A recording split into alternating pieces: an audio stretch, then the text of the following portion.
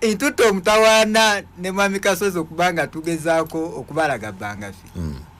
Kiche tukola okumala emyaka kuba 2015 tubanyonyodde Bangafi. Neri munange yakampuliriza olwaleero okubulira muko okutegezaako ffe baani tukola ki era lwaki gye tuli. Ayakatuuliriza asanyusa okuwuliriza okutegeera nti gy'oli ali e Bulaaya we balikola, ali munda mu ggwanga nawe balikola. Bangafi omulamu omugazi gwa kuva mu bugago bw'entengereze oba ensimbi ze kiyita mu lujja tukuŋŋaanye ensimbi ez'awamu nga za buwangazi. That is the major broader theme gye tutambuliramu. Era nga tukikola tutya? Tukikola mu kutegeka valuable assets. Assets ezo tugamba asset kyekitwa kiyingiza ensimbi oba wooli oba toliiwo nga kiyingiza. That is an asset. Oba okoze oba tokoze kiyingiza ng'osize mu bikolerera ebivaamu ensimbi. Era mu buufu obwo mwe twagambira nti Munnayuganda ampuliriza bwe twekenneenya what is the best feasible investment portfolio eri munda mu ggwanga gye tunayambako bannayuganda tubategekere twakizuulanga eri miti. Mwe Bangafi mwalengera miti? Yes. Nga investment portfolio ne tugamba nti emiti gino bwe tuba nga tukusimbidde eka emu ku miliyoni 5 nga tukuwadde n'ekyapa ky'ettaka emyaka 6 oba 7 eka eyo ey'emiti nga tusimbyeko egy'amasanyalaze esobola okuwa obukadde 10 mu 10. Bukadde 10 oba gy'oli oba toliyo oba ofudde oba ofunye akabenje sente zirina okujja. Ekibira kikolerera tewatala kuba ku nnimiro bayita asset. Oteekamu sente zo kikolerera nekikola nekaba tu ku miliyoni 6 ne tukuba kyapa ky'ettaka eka ne tusimbamu emiti emyaka 8 ku 10 ekiwezo kiba kikuwadde obukadde 306 nga tutamyemu embaawo eziva mu miti ebyo obukadde 306 zibeera wali ku miliyoni 5 n'emitwalo 35 nga tusimbidde obuti buno obutono buli mwaka miliyoni 12 n'emitwalo 6 oba ozifuna okumala emyaka 50. Neka kati wefumitirizamu gy'oliyo nayo nagwampuliriza naddala gwe yakasooka okumpuliriza olwaleero bw'ogattagatta ensimbi z'okoledde in the last 10 years emyaka 10 egiyise emabega 2009 paka 2019 zigattegatte cumulative return ogimbulire awo ogenda kutegeerera nti otambulira mu nsi nga toliiwo bwe gatagassa ensimbi z'okuŋŋaanyiza okuva mu musaala bizinesi gye weekozesaamu okuva mu ddiiru z'okoze z'olonze n'ezobbye zigattegatte olabe. N'olwekyo tubategeeza basawo ne banyabo oli Bulaaya oli mu Middle East oli China oli munda mu ggwanga. Leero njagala kubagamba ekigambo kyenjagala mulowoozeeko. Anything worthwhile is worth fighting for. Buli kintu ekirungi ekyetaagisa kisaanidde okukirwanirira. Kyakulafuubanira weebale. Kituufu. Buli lwota fuubana manya togenda kufuna kirungi. Abantu Mukama wabanga akusaasidde olwaleero ampuliriza nobeera nga olinamu ebizibu ebikusoomooza today enamu challenges kuba itokusomooza si bizibu naye okusomooza amaka gakutawaanya omukyala tokyamutegeera omwami tomutegeera abaana tokyabategeera ebyo biri awo ku mirimu bikusobedde bakuyuuyayuuya ate baginyeenya awo no akusomoozebwa olina okwebaza Katonda fukamira webaze Katonda olw'omukisa ogwo gwakuwadde binoona n'okusomoozebwa fukamira webaze Katonda olw'omukisa omunene gwakuteereddewo kubanga mu kusoomooza okwo kwoyitamu ge maanyi agawa obwongo bwo okulowooza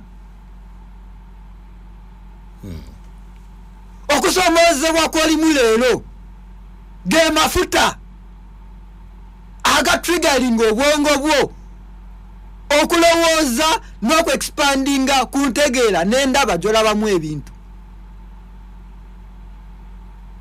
buli otambulira ku bulamu obwakakeeka ku bulamu obulungi obwongo nabwo bwebaka okusoomooza kulimu engeri za mirundi ebiri waliwo okusoomooza okuva mu mbeera zaffe eziteebereka changes which befall resulting from unexpected situations gamba obadde otambula n'ofuna akabenje sikyewasuubidde naye kabenje kizze buzi okadde ku makya bakugobye ku mulimu unexpectedly omukyala obadde olina omwami wo ku mande afunye omusujjasujja afudde byonna bisoomoozo webiri tebiri mu control webale they are beyond your control katebe webiri you must embrace them olina okubikkiriza n'obikozesa nga platform ate okugenda mu maaso so nga ate ku luuyi olulala waliwo okusoomoozebwa okuli called for nga gwo byeyitidde era nga gwakutaddewo ate mu bulungi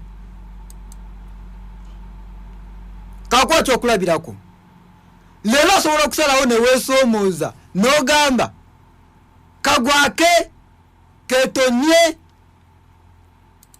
nina okunnyuka obuddu obuweereza mu myaka 5 egiddako.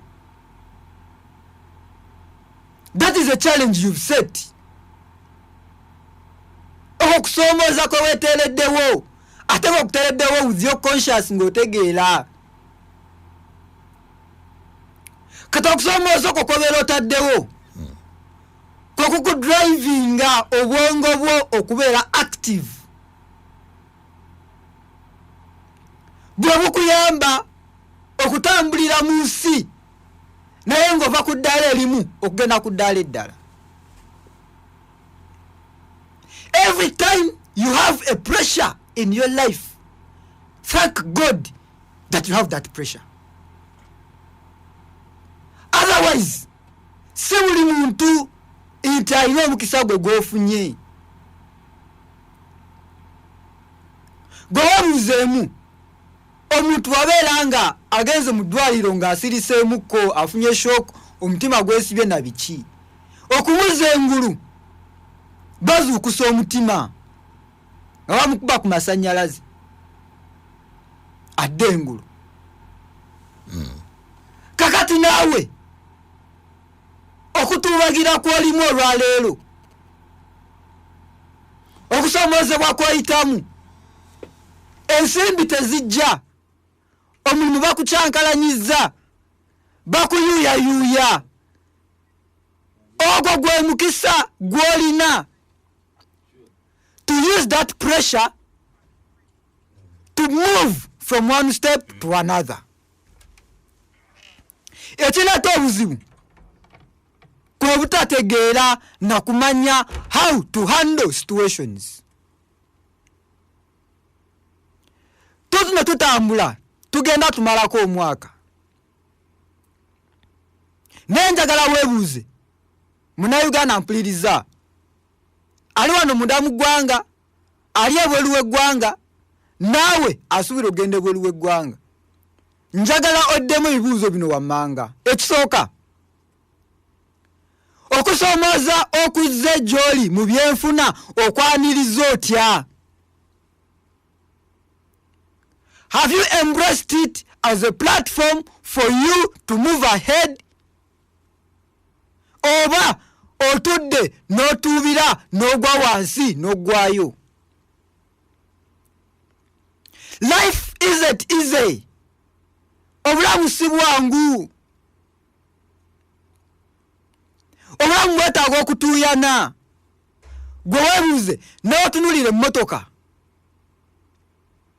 n'obeera ng'eri ku museetwe ng'etambula, buli lw'otagitereeza n'okwata sitiyaringi n'ogitereeza mu kkubo ettuufu ejja kuwa beegende wabbali. Buli lw'otafuga bizibu bikusanze na kumanya kikiddako ogenda kusanga okusoomoozebwa kunene nnyo kubanga you won't have a way out. Lwaki njogera bino? Njogera bino nga nagala kutekesaako essira. Obulamu bwo ani ali mu charge? Okkiriza embeera efuga obulamu bwo oba you are taking control of the problems, of the challenges of your life? Who is in charge of the life? Buli lw'otahandolinga bizibu by'olina mu bulamu byo bigenda kukwata embeera bibeere nga bibikufuga. Buli lw'otafuga bizibu nkiddamu byo bye bigenda okukufuga. Now, how do you reclaim back? Is by possessing that power ey'okutegeera nti ebizibu nze alina okubyejjamu. Nzize ekibagamba ebbanga eriyise mwabazze bangoberera naawe omupya yakampuliriza kankikuddiremu okitegeere. Bw'oba tolaba kukitegeera kino kye kimu ku bizibu by'olina. Bw'oba ng'obadde ku mulimu gw'oliko, nzize ekibagamba bw'oba ng'obadde ku mulimu gw'oliko ng'oguweererezaako okumala emyaka 10, myaka 15 ng'okyali ku mulimu ogwo, kirizagaana okwo kwe kumu ku kusoomoozebwa kw'olina olwaleero. Okulwa ku mulimu emyaka 10-15 ng'obadde okyaweereza ku mulimu gwe gumu, manya nti olina obuzibu. You have a challenge. Kubanga omulimu ogwo gw'oliko emyaka gye gy'omazeeko gyonna 20. mupakasibwa mukama awo emyaka 20. Anti bakutegeeza nti omusajja oyo alayika mwesigwa eri bakamaabe. Taba mwesigwa, bongo bwe bunafu. Abano obwongo bwe bunafu. Sigamba nti mwesigwa okusigala ku mulimu. Naye takiriza bwongo bwe bulowooze. Gwe omuntu omulamu era nakibagamba oluwedde. Omuntu omulamu nga tolina buzibu, toli mulwadde, obwongo butegeera, n'owangalira ku mulimu emyaka 20, ani yakuloga? Ani yakugamba nti omulimu olina guwangalirako emyaka egyo gyonna? Who bewitched you? Obeera muloge. Okulwa ku mulimu ebbanga eddene myaka 15-20 obeera either olina obuzibu ku bwongo oba bakuloga. Lwaki? Kubanga nze nabagamba by the mere fact nti oli ku mulimu ogwo, by the mere fact nti mwapplyinga bangi, twasaba bangi, gwe n'oweebwa omulimu ogwo kitegeeza walina enkizo ku balala. Yes. Otegedde bulungi? Twasaba bangi naye gwe wayitamu. Nze nayitamu. And on that point n'okupromote nga bakupromote nze. Otegedde? Wajja oli mu kifo kirala, olwaleero oli mu kifo kirala, bakulinyisiza eddaala. Kitegeeza iti olina you have a capacity, you have a potential, oyina obusobozi. Nina obusobozi. Yes, kakati bakunyisiza n'omulimu ne bakongeza n'omusaala. Kakati gwe weebuzemu obukugu obwo obusobozi obwo okutegeera okwo okufuba okwo kwoteekamu tosobola kuteeka walala ng'okola bibyo. Yesu kakati kugamba nti obanga yakumira emyaka 20, 25 either obwongo obwo bunafu omanya obwongo bwa mirundi ebiri. Waliwo obwongo obukola emirimu obwo bulala naye njagala ku bwongo obulowooza obuli dynamic rational thinking. Nti okolera mukama wange emyaka 15 abiri mbeera mpakinze gwe oyina obuzibu, oyina obwongo obukola emirimu kituufu obwo obulina naye toyina bwongo buli rational buli thinking rationally obutambuza obulamu bwo tobulina. Kakati genda bakusabire kubanga bakuloga bwe kitaba ekyo obwongo bwo saba Katonda akuweereza obwongo obukola ki obulowoozi. Totuna tumalako omwaka 2019 sabo naawe nyaba mpuliriza 2019 gwako naye weebuuza ekibuuzo nti nyigira 2 1 ekibuuzo ekisooka maze ebbanga ki ku mulimu gwe ndiko olwaleero. That is question number 1. Question number 2. Omulimu gwe ndiko nguvaako ddi? Omulimu gwe ndiko nguvaako ddi? Isoka nakugambye nti challenges za mirundi ebiri. Challenges ziva ku bye tutasuubira gye ziri ezo ziveeko. Naye kugamba challenges zeweetereddewo gwe nga gwe. Omulimu ogwo it's a golden question. Omulimu gwoliko oguvaako ddi? Anti kati bwana Isaka nga tusembera okufundikira. Olinga ali ku mulimu gwa mukama we. Akola asasulwa mu mativu. Naye ne mulimu agulekewo. Gudduke. Nabagamba sebo mukulu Simbwa. Yes sir. Abakapuliriza n'abaze bangoberera. Nabagamba ito omusala gwofuna ku mulimu. Alawansi zofuna ku mulimu. Emmotoka gyofuna ku mulimu. N'ennyumba n'effiizi bakusasulira. Ebyo bwe bwavu bw'olimu. Ofuna ensako nsasulwa ennyumba n'entambula. N'abaana babawerera ffiizi. Ate n'embeera omwavu. Eryo lyekkubo erikulembedde okufiira mu bwavu oveewo ku nsi nga teri akujjukira. Mpozi kambagamba ntya olumu akadde kaba katono nenge bagamba nina bingi naye njagala muntegeere basebo ne banyabo obulamu bwo kuba mutoki olowooze wekenenye obulamu bwo. Take time to think about your life. Oba wekozesa oba bakukozesa naye gwe bakozesa njagala owulirize nnyo n'obwegendereza. Omulimu ogwo si gugwo. Oli mu buddu. Oli mu buweereza. Mu mirimu gy'abakama bafe. Oli mu bwavu. Naye osaze magezi ki? Okujjukiza bannange abali mu bbangafi okuba update kyeriwo. Tuli mu kukola, tuli mu kusimba, tugenda mu maaso. Gwako tulanje sasule mpola malayo jangu asasule sente zimaleyo. Era ono wentegereza gwe yakampuliriza nawaze nga ngoberera. Okutandika January 2020 sente zigenda kukyuka emiwendo 2020. Tusubire ipya. Small polls. Abada ku milioni 5 n'emitwalo 35. January agenda kubeera ku milioni 8 n'emitwalo 35. Electric polls abada ku milioni 5. Mu January 2020 agenda kubeera ku milioni 8. Chuka mpya.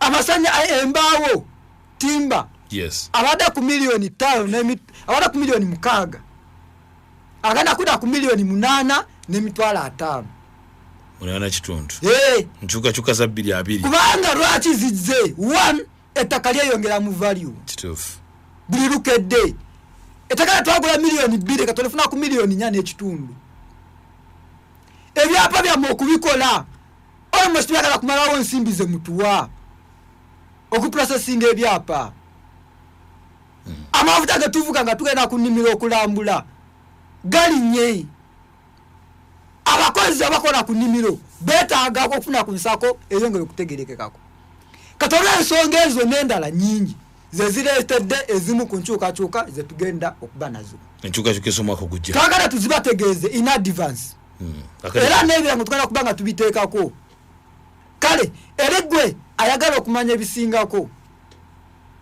ebitukwatako tusangibwa Wakiso ku kizimbe ku Centenary Bank eri maaso ffe tuli mabega ntubaayo okuva Monday paka Friday gye tuli enamba y'essimu 078 7 15